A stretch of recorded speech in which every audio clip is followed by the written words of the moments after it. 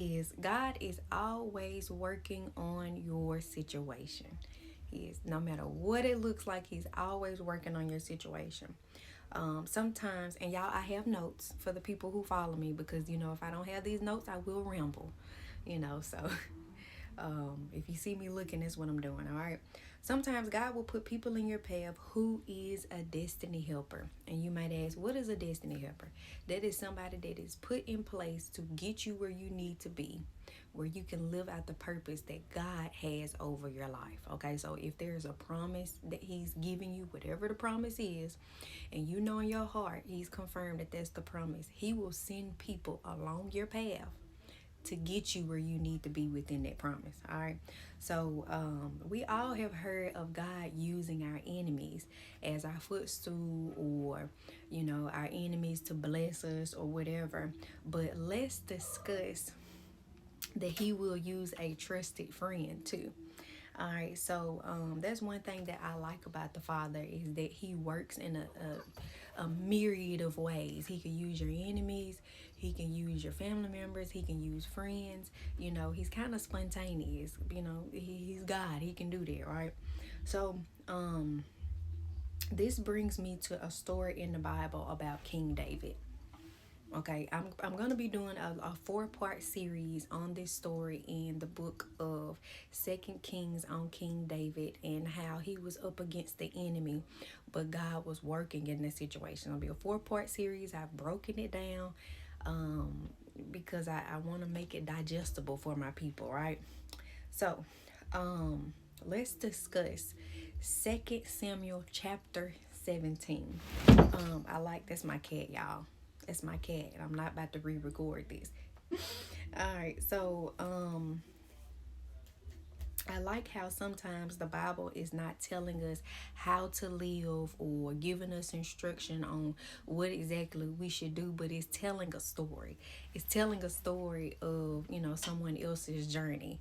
And sometimes we need a little story time.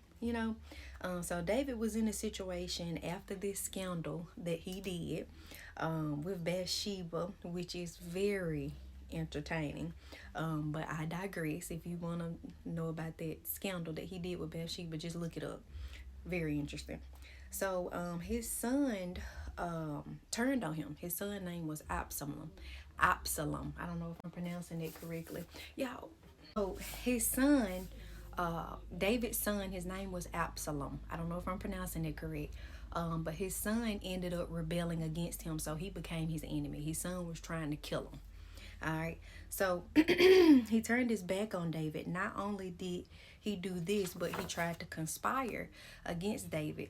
And so one of the people that he tried to conspire with to kill David was one of David's advisors. So, I guess back in the day, kings used to have advisors to help them run the kingdom. And so this was somebody that David trusted. But now, they had sided with the enemy, which was his son. So all eyes were stacked against David. Okay, remember that. All eyes were stacked against David. His son turned his back on him and tried to kill him. His advisor, friend, turned his back on him. All right. The baby from Bathsheba died. Again, go back and read the scandal with David and Bathsheba. He had Absalom and Absalom's soldiers after him. Okay, they were pursuing him. So David was sent in the wilderness. I would assume he was sent in the wilderness by God to hide. And so while he was in the wilderness, of course, he was mourning and he was weeping with God. But God, okay, big on the B, and God with the big G. All right, God was working behind the scenes. Okay, one thing that stuck out to me in this entire story was 2 Kings chapter 17, verse 11. All right, so it reads, and I'm reading the NIV version, by the way. I suggest that you mobilize the entire army of Israel, bringing them from as far away as Dan and Beersheba. That way, you will have an army as numerous as the sand on the seashore. And I think that you should personally lead the troops. All right. And then verse 12 says, when we find David, as we when we find David, we can descend on him like the dew that falls on the ground, so that not one of his enemies, so that not one of his men is left alive. So basically, this was Hushai. I don't know if I'm saying it right, but Hushai was a friend of David. And even though he was physically with the enemy, he tried to flatter the enemy. All right, so I'm just going to explain. Hushai appealed to Absalom. Just giving you a background. Hushai was David's friend, but he was physically with the enemy, Absalom, through flattery. He tried to appeal to Absalom through flattery. And Absalom's vanity became his own trap. Hushai predicted great glory for Absalom if he personally led the enemy, the entire army, against David. Pride goes before destruction is an appropriate comment on Absalom's ambitions. Okay? So, like I said, Hushai was a friend of David who was around physically the enemy, right? He had access or even encounters with the enemy, but he was on David's side. He may not have been visibly on David's side, but he remained loyal to the king even when the king was not around. Now that's a friend.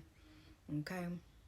So he became loyal to him by proposing a scheme of his own to the enemy. All right. So with that being said, God is always working even when we can't physically see it. Okay. He has people placed right where they need to be so he can use them when he needs to use them. All right. There is somewhere that you are not physically right now. Your name could be mentioned to someone.